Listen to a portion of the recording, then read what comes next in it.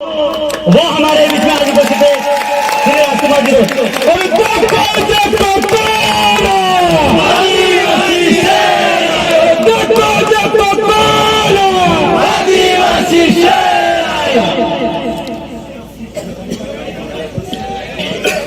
गोविंद गुरु महाराज की इस कर्मस्थली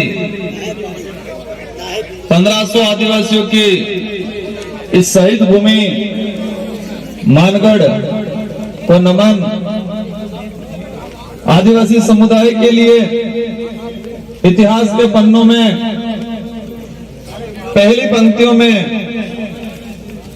अपनी गौरव गाथा का बखान दिखाने वाले शख्स बिरसा मुंडा को नमन। भील प्रदेश वाले क्षेत्र में आदिवासी समुदाय के अस्तित्व को लेके, आदिवासी समुदाय के स्वाभिमान को लेकर लड़ने वाले टाटिया मामा भील को नमन। और साथ ही हमारे भारत देश के अंदर जाति विरोधी मानसिकता वाले लोगों से प्रताड़ित और अपनी जान गंवाने वाले हरिमेश भाई घाट को और मन्नारे कार्तिक को और ऐसे सैकड़ों वीरों को जिन्होंने अपनी जातिगत व्यवस्था से प्रताड़ित होकर जान गंवाई, उनको नमन। हमारी जो लड़ाई है, आज हम जिस उद्देश्य से एकत्रित हुए हैं, ये उद्देश्य क्या है उसको समझना पड़ेगा। इससे पहले हमें खुद से सवाल करना है कि ये नौबत क्यों आई, ये नौबत क्यों आई कि आदिवासी समुदाय को अपने खुद के नेतृत्व वाली पार्टी बनाने की जरूरत पड़ी। साथियों, बात बहुत लंबी है। जो वर्षों से शोषण हुआ है, जो सैकड़ों सालों से दबा हुआ इतिहास है, और इस इतिहास को और इस शोषण को अगर हम इस मंच से बखान करेंगे तो हो सकता है 12 घंटे लग जाए। आज वक्त है उस शोषण और इस इतिहास के लिए, आने वाली पीढ़ी के स्वाभिमान के लिए, लोकतांत्रिक व्यवस्था में हमारे आवाज बुलंद करने के लिए हमारे बागीदोरा विधानसभा क्षेत्र से भाई जय कृष्ण भाई पटेल को बागीदोरा और आदिवासी समुदाय की आवाज विधानसभा में गूंजे, इस बात को लेके चुनने का समय है। इस पांडाल में बैठे जितने जो भाई हैं बहन हैं, आप सभी से अनुरोध करना चाहूंगा कि मेरी जो बात है वो मोबाइल में डालनी है कि दिमाग में डालनी है, उस पर तय कर लें। दिमाग में। मेरी जो बात है, इस मंच से जितने जो वक्ता बोले, इस बात को यहां फीड करना है कि फोन में फीड करना है, वो तय कर ले पहले। हम एकत्रित हो गए, हमने रैली कर दी, सभा कर दी, उससे मजा नहीं आएगा। मजा तब आएगा जब अपनी अपनी वास्तविकता को समझेंगे, अपने इतिहास को समझेंगे और हमारे दुश्मन कौन है उसको पहचानेंगे और उससे लड़ेंगे, तब मजा आएगा। हम वास्तविकता को नहीं समझ पाएंगे,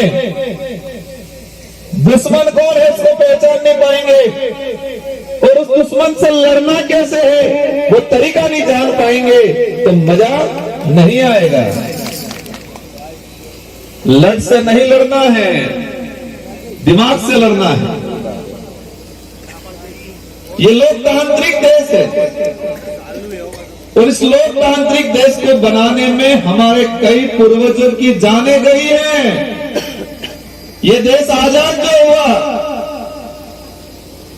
ये ड्रोन थोड़ी देर के लिए बंद कर देना, क्योंकि सबकी निगाहें ड्रोन पे जा रही है कि हेलीकॉप्टर तो नहीं आई, यूं થઈ ગઈ जो डर बेटा है वो बरसों का डर है, सालों का डर है, तो वो डर निकलने में थोड़ा समय तो लगेगा, लगेगा कि लगेगा? पर आज लग रहा है वो डर कहीं न कहीं निकल गया है। मैं मेरी जो बात शुरू कर रहा था कि हम आजाद भारत के अंदर लोकतांत्रिक व्यवस्था से हमारा विधायक प्रताप सिंह चुन के विधानसभा में भेजने के लिए एकत्रित हुए हैं, लेकिन ये लोकतांत्रिक व्यवस्था ये पहली बार नहीं हो रहा है। ये देश आजाद कराया अंग्रेजों से, मुगलों से, राजा रजवाड़ों से, और उस देश को आजाद कराने में हमारे लाखों आदिवासी भाई मारे गए और ये देश आजाद हुआ। जो शहीद हुए थे उनकी आत्मा ने जब आजादी के वक्त ये सुकून भरी उस दौरान जो बुजुर्ग थे उन्होंने सांस ली होगी और उन आत्माओं को शांति मिली होगी कि हमारा जो बलिदान था वो बेफिजूल नहीं गया, देश आजाद हुआ। और देश आजाद हुआ तो आजाद देश के अंदर पैदा होने वाला आदमी है वो स्वतंत्र रूप से जिएगा, ये कल्पना की थी उस समय के बुजुर्गों ने।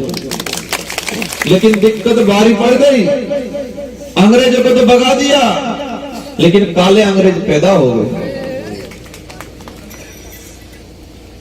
इस लोकतंत्र के अंदर हमारे देश के अंदर चुनावी प्रणाली हुई, हमारे भोले भाले समाज, सीधा साधा समाज, स्वाभिमानी समाज, जवान का पक्का आदमी, उन्होंने हमारे उन नेताओं को बना बना के भेजा और आशा की कि इस बार ये कुछ भला करेगा, इस बार ये कुछ भला करेगा, लेकिन भला कुछ नहीं किया, उल्टा बुरा करने का काम किया। एक बात ये स्वीकार करनी पड़ेगी और आपके सबके दिमाग में डाल देनी है कि हमें किसी व्यक्ति से लड़ाई नहीं है, हमें विचारधारा से लड़ाई है और उस व्यक्ति के कर्मों से लड़ाई है हमारी। जो भी हो, हम सीधे साधे लोग, हम पढ़ाई कर रहे थे, युवा जिंदगी जी रहे थे, लेकिन इन नेताओं ने मजबूर किया कि हम व्यवस्था में आए और समाज की कमान संभाले। इन नेताओं ने मजबूर किया, हमने तो हमारे पूर्वजों ने, हमारे बाप दादा ने उनको भेजा था, तुम जाओ हमारे समाज की पैरवी करो, इस क्षेत्र की पैरवी करो, इसलिए भेजा था। लेकिन मजे मारे और आरक्षण बेचने का काम किया। मैंने 2020 के अंदर कोरोना काल आया, उस दौरान मैं हमेशा स्टडी करता रहता हूं और 2013 की जो अधिसूचना है उस अधिसूचना को मैंने विधानसभा के अंदर बोला है कि ये आदिवासी समुदाय के लिए काला कानून है और इसको मैंने साबित किया है कि काला कानून कैसे है। और पूरे उदयपुर संभाग के सारे मंत्री, संतरी, विधायक और 1700 सरपंचों को मैंने लेटर लिखा था कि 2013 की अधिसूचना, 2016 की संशोधित अधिसूचना और उस अधिसूचना से हमारे कितने आदिवासी भाई नौकरी से वंचित रहे, यह आंकड़ा सहित लिख के मैंने भेजा था। प्रत्येक सरपंचों को लेटर लिखा था। उस लेटर को खंगालो और अपने अपने ग्राम पंचायत में जो कमल कांग्रेस की बात करता है उसको बुलाओ, बुला के प्यार से बिठाओ, पानी पिलाओ और माला पहनानी पड़ेगा, माला पहनाओ और कहो भाई साहब ये क्या है। कोई लोग कहते हैं कि राजकुमार युवाओं को भड़काता है, आरक्षण के नाम से आरक्षण सबको मिल रहा है। मैंने 1700 लेटर लिखे, बागीदोरा के सारे मंत्रियों को, सारे विधायक को लेटर लिखे और मैंने एक लाइन लिखी थी पीछे कि मैंने जो ऑथेंटिक लेटर लिखा है, ऑथेंटिक जो आंकड़ा लिखा है, जिस आंकड़े में आदिवासी समाज को नुकसान पहुंचा है, अगर वो गलत है और आप सही हो तो उसका जवाब मुझे दो, लेटर के माध्यम से दो। ये मैंने लिखा था, एक का रिप्लाई नहीं आया क्योंकि सही मैं था, गलत वो था। और ये बात इस मंच के माध्यम से उन सारे नेताओं को कहना चाहता हूं कि जिस समाज में पैदा हुए हो, जिस समाज का सर्टिफिकेट लगाया है और जिस समाज का सर्टिफिकेट लगा के आप सरपंच, विधायक, मंत्री बने हो, कम से कम उस समाज का नुकसान मत करो। कोई अमर नहीं है, इस धरती पे कोई अमर नहीं है, लेकिन जिस कोड़ में पैदा हुए हो उस कोड़ का नुकसान करके मत जाओ। हमारी लड़ाई वोटों की लड़ाई नहीं है, हमारी लड़ाई अस्तित्व की लड़ाई है, अधिकारों की लड़ाई है, आने वाली पीढ़ी की लड़ाई है। और आप सबको भी कह के जाना चाह रहा हूं कि आज आप आए, बातें सुनी और आप जगी भाई को वोट दे दोगे, तहां तक मजा नहीं आएगा। मजा तब आएगा कि आज इस पंडाल में बैठा हुआ आदमी, प्रत्येक आदमी कल से 25 तारीख तक रात दिन अपने रिश्तेदार गांवों में घूमे और प्रत्येक आदमी 1,000 वोट दिलाए। मजा तब आएगा। बाकी यहां हमने सुन लिया, हमने बोल दिया, आपने सुन लिया, पर चले गए, मजा नहीं आएगा। आज इन लोगों के पास, हमारे समाज को इन लोगों ने परजीवी बनाया है और हमारी विचारधारा इस समाज के युवाओं को आत्मनिर्भर बनाने के लिए चल रही है। इन लोगों ने फ्री का सामान दे देंगे,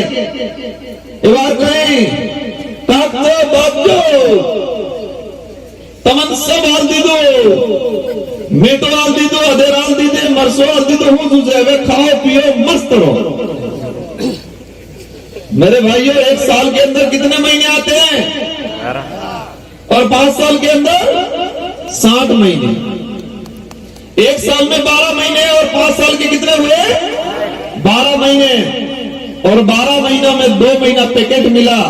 पर दिल से ये बताओ कि जो पैकेट मिल रहा है वो पैकेट मजबूत है, अंदर का सामान मजबूत है?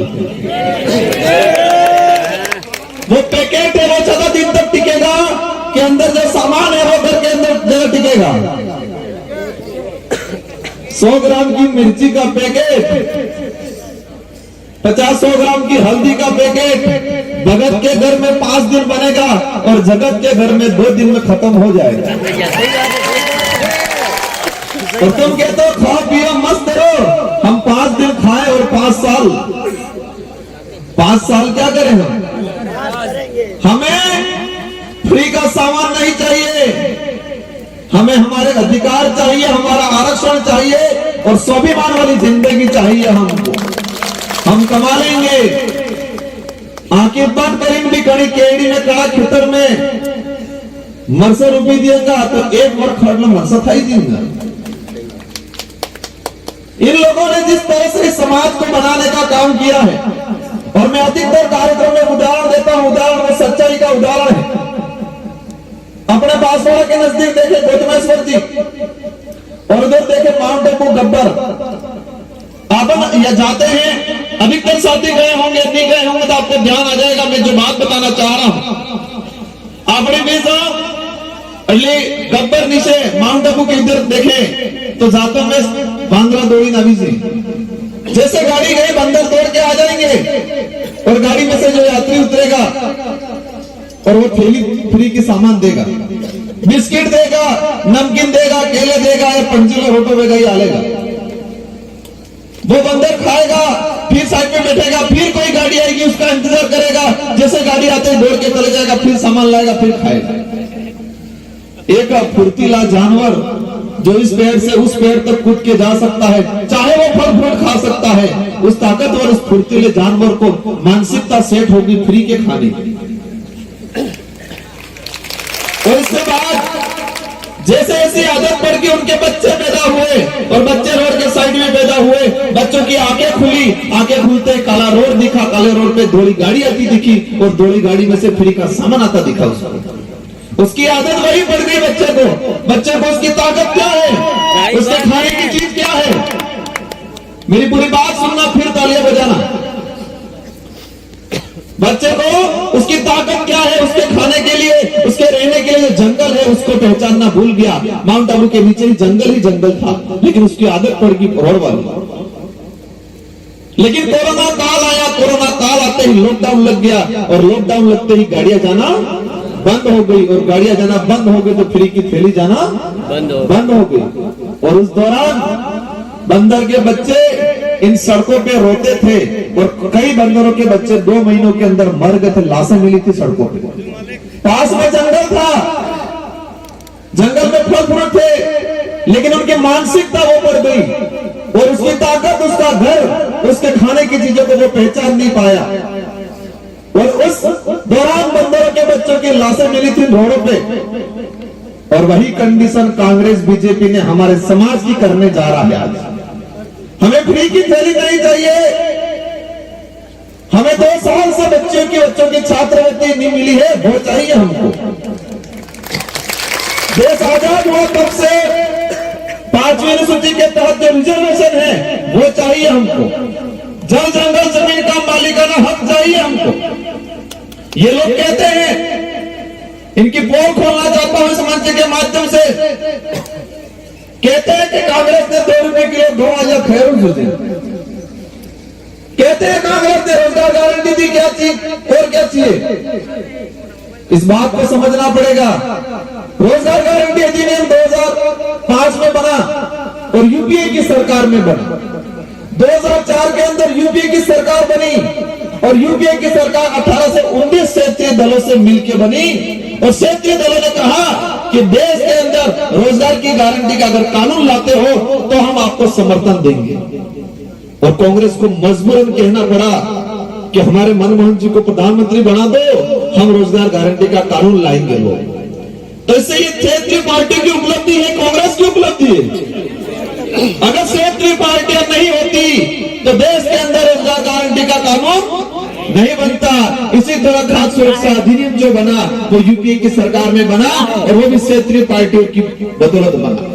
इस देश के अंदर ये बात इसलिए बोल रहा हूं कि जो लोग क्या कह रहे हैं, क्षेत्रीय पार्टियों का क्या वजूद है, इनका कुछ नहीं होने वाला है। हम कहते हैं हमारा कुछ हो नहीं हो, लेकिन इस देश का, उस समाज का भला जरूर होगा आने वाले समय के अंदर। क्योंकि इतिहास उठा के देख लो, क्षेत्रीय पार्टी की वजह से ही देश के अंदर अच्छे अच्छे कानून बने।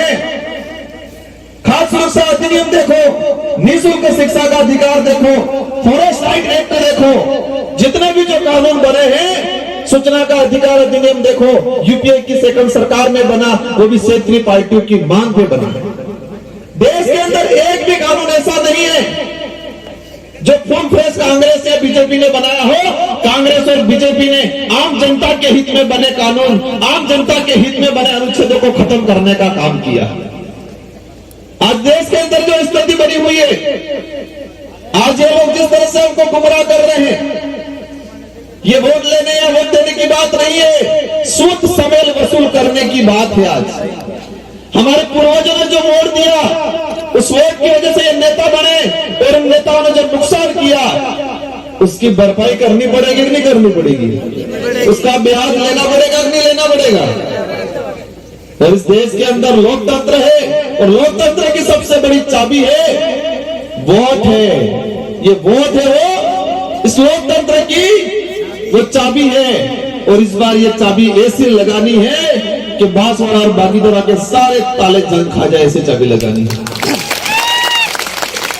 आप लोगों को धैर्यता से कहीं उलझना नहीं है, किसी से भिड़ना नहीं है, विचारों से भिड़ना है, हमारी विचारधारा से भिड़ना, हमारी विचारधारा को लेकर उनसे भिड़ना है, बातों से भिड़ना है, अपनी बोली से भिड़ना है, हमें लड़ लेके नहीं भिड़ना है। बाकी ये लोग कोशिश करेंगे, हमको उलझाने की कोशिश करेंगे, लड़ाई झगड़ा कोशिश करेंगे,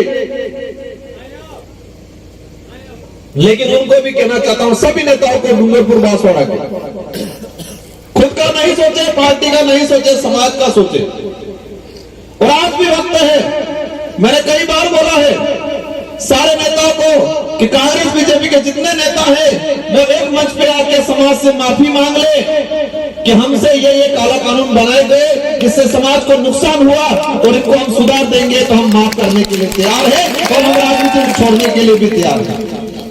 अगर ये लोग ये कर देते हैं तो मैं कहता हूं कि हम पॉलिटिक्स नहीं करेंगे, लेकिन समाज की रक्षा तुमने नहीं की, इसलिए युवाओं को, हमको आज पॉलिटिक्स में आना पड़ा। आज एक जगह का वोट के लिए कहते हैं कि सरकारी कर्मचारी था और सरकारी कर्मचारी राजनीति करने आया, ये नहीं आया भागीदारी के युवा उसको जबरदस्ती वहां से रिजाइन देना लेकर लाए हैं, क्योंकि इनको लगता है ये भाई इस भागीदारी की कमान संभाल सकता है, समाज की बात विधानसभा में ले जा सकता है, इसलिए इस भाई को लाए गए। हमारी लड़ाई आने वाली पीढ़ी को लेके है। मालजी महाराज इस क्षेत्र के अंदर देखे, मालजी महाराज ने समाज के लिए काम किया, गोविंद गुरु महाराज ने समाज के लिए काम किया, संत सुरमाल महाराज ने समाज के लिए काम किया, मामा बालेश्वर ने इस क्षेत्र में समाज के लिए काम किया। उनके नाना जो काम किया, उनको जो यातना पड़ी, उस सबका बदला लेना पड़ेगा, नहीं लेना पड़ेगा?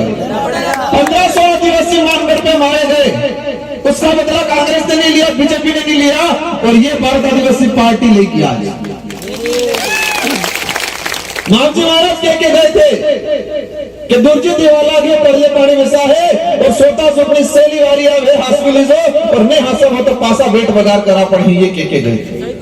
तो वो समय अब आ गया है, लेकिन हमें इस बात भी ध्यान रखनी है कि हमारे बेणेश्वर मालजी महाराज की जो गादी है और कुंवारी गादी थी, और कुंवारी गादी को अशुद्ध करने वाले में जिसने साथ दिया था, उनको भी पहचानने की जरूरत है। आप समझ गए होंगे, जो बड़े बुजुर्ग हैं उनको ध्यान होगा कि मालजी महाराज की, हमारे बेणेश्वर की कुंवारी गादी थी, और कुंवारी गादी को अशुद्ध करने का काम किया वर्तमान जो है उन्होंने, और उसको मदद करने का काम किस नेता ने किया, उसको पहचानने की जरूरत है भाइयों। और नहीं पता हो तो जो मालजी महाराज की गादी पे, बेणेश्वर की गादी पे बैठे हैं, वो आज किसका प्रचार कर रहे हैं वो पता करो, आपको पता चल जाएगा कि उनको किसने मदद किया था। समझ गए होंगे आप लोग। इन लोगों ने समाज को खत्म किया, इन लोगों ने आरक्षण को खत्म किया, इन लोगों ने हमारी भक्ति को शुद्ध करने का काम किया है। इसलिए ये वक्त आ गया, हमें एकजुट होना है।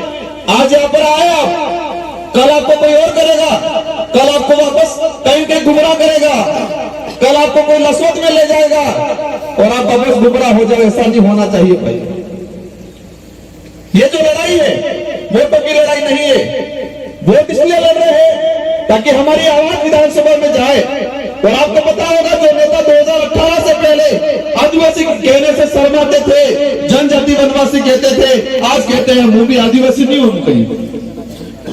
विश्व आदिवासी दिवस 1994 से घोषित था, और 84 और सागौड़ा की जनता ने हमको भेजा और हमने विधानसभा में बात उठाई और अशोक गहलोत जी से मांग की विश्व आदिवासी दिवस की राजस्थान के अंदर छुट्टी करो और राजस्थान के अंदर विश्व आदिवासी दिवस का राजकीय अवकाश घोषित करा। ये उपलब्धि है हमारी, और इसी उपलब्धि की वजह से अब ये मानगढ़ पे विश्व आदिवासी दिवस मनाते हैं। साथियों विचार करो, उनका पॉलिटिक्स कैरियर कितना लंबा है। क्या 2018 से पहले पासवाड़ा के किसी नेता ने विश्व आदिवासी दिवस मनाया था? तो अब क्यों मना रहे हैं? अब इसलिए मना रहे हैं इस आदिवासियों को वोट बैंक खिचक नहीं जाए यूं करके। और काम कैसा किया? आए गहलोत जी, राहुल जी, आदिवासी दिवस था, आदिवासियों का स्थल था, आदिवासी लोग थे, और आरक्षण किसी और को दिया। और हमारे भाई इतने भोले वाले फिर भी तालियां बजा के आ गए। तालियां बजाए नहीं बजाए, नीचे बैठे थे उन्होंने। तो ये वक्त है हमें एकजुट होके घर घर जाके, किसी को ये नहीं पूछे कि कितनी भीड़ इकट्ठी हुई थी, उनको ये एहसास कराना है कि कितने भिड़ने वाले इकट्ठे हुए थे। ये बात आगे चाहिए।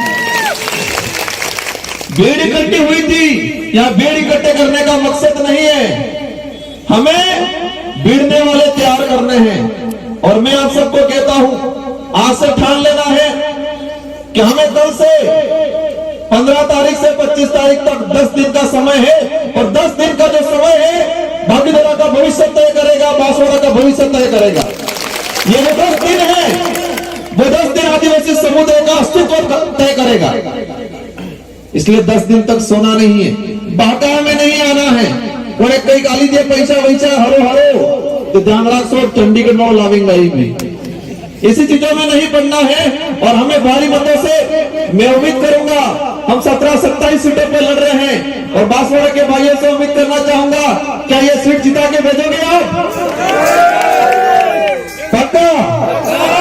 जय जोहर का नारा है, अभी तो ये बड़ा ही है। और आज से ठान लेना है प्रत्येक भाई को 1,000 वोट दिलाओगे? पक्का? सबको जय जोहर। धन्यवाद। बहुत बहुत धन्यवाद। बिलपरेश की आवाज अब